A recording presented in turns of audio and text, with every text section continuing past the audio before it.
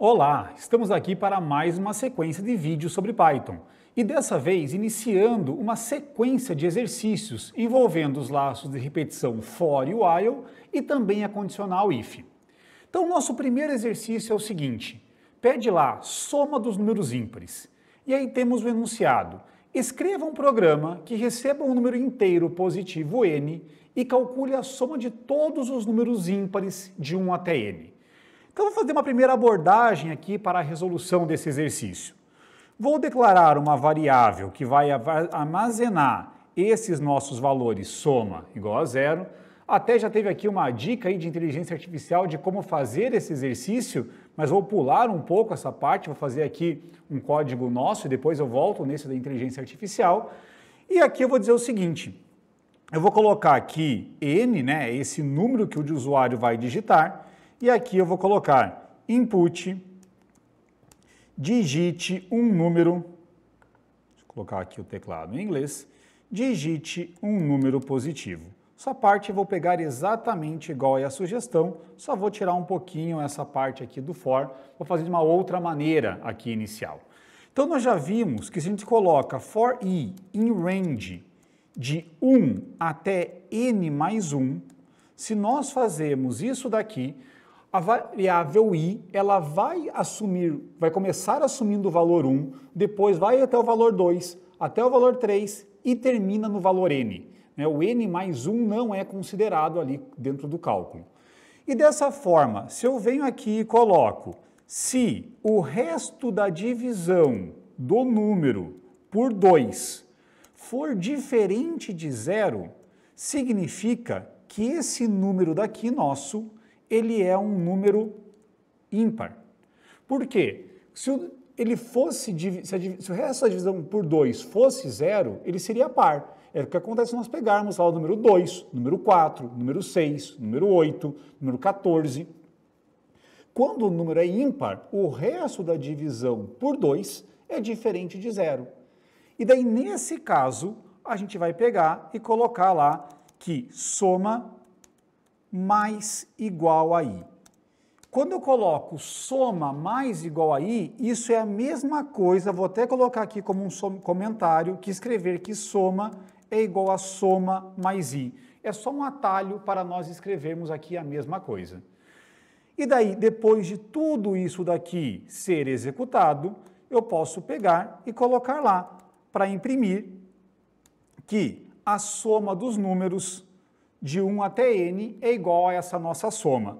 Como eu vou misturar aqui tanto texto quanto variável, começo ali com f e daí coloco a soma dos números. Aqui faltou colocar com acento, deixa eu trocar o teclado um pouquinho para português. A soma dos números que nós queremos aqui ímpares, de 1 até aí o valor n é um valor que foi digitado pelo usuário. Então, de 1 até o n, vou colocar aqui como sendo uma variável, e daí vou dizer que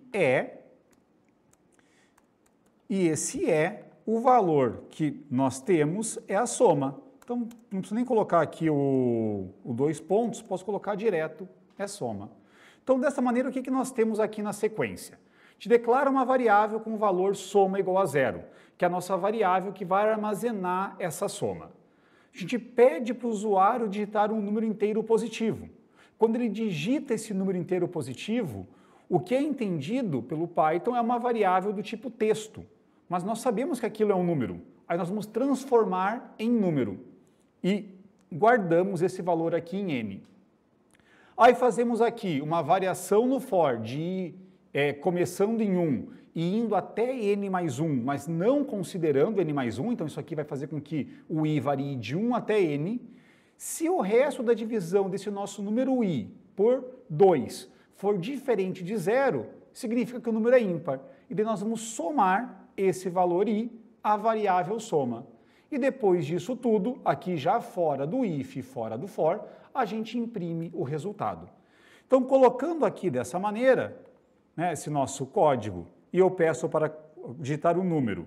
Eu vou lá e digito o valor 10.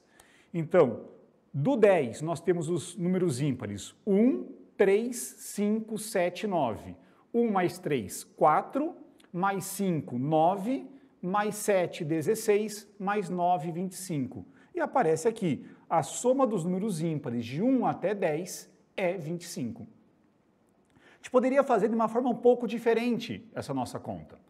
Eu poderia fazer algo bem parecido, colocar que soma é igual a 0, aí fazer a nossa linha que n é igual ali, transformando para inteiro o que nós digitarmos como input, não quero toda essa parte que está aqui embaixo, fazer um pouquinho diferente, e vou colocar aqui, for i in range, a mesma ideia, de 1 até n mais 1, só que agora colocando mais um argumento aqui, colocando 2.